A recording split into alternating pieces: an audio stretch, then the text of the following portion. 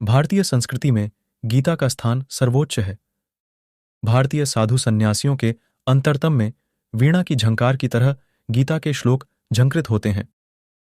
कथा प्रवचनों से लेकर घर घर तक जीवन सुधार परक उपदेश, नीति नियमों का जो भी ज्ञान दिया जाता है, उसमें गीता का प्रकाश कहीं न कहीं अवश्य पड़ रहता है।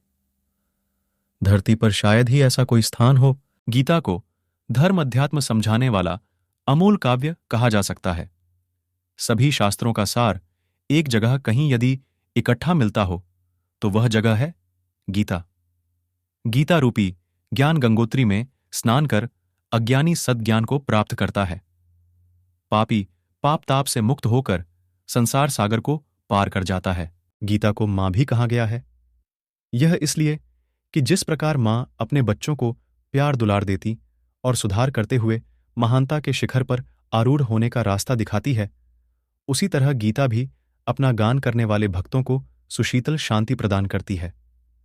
यह मनुष्य को सत्शिक्षा देती और नर से नारायण बनने के राह पर अग्रसर होने की प्रेरणा प्रदान करती है। एक गीता का गान ही अपने आप में इतना सक्षम है कि इसे पाने के बाद और कुछ पाने की जरूरत ही नहीं पड़ी देती, क्योंकि यह स्वयं भगवान श्री कृष्ण के मुख कमल से ही निःसृत हुई है।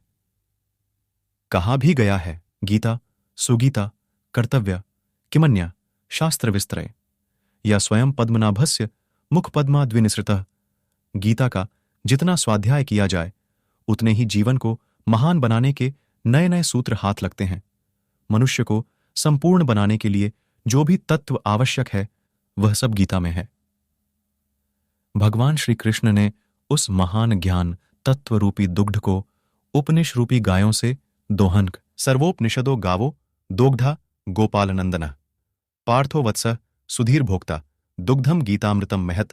और यहां एक विशेष बात है, गोपालनंदन, जिसका अर्थ है गो अर्थात ग्वाला बालों को पालने के साथ साथ आनंद प्रदान करने वाले, एवं गो अर्थात गौ को सस्नेह पालने वाले, यानी कि राजा नंद का पुत्र। दूसरे अर्थ में राजा नंद को सदा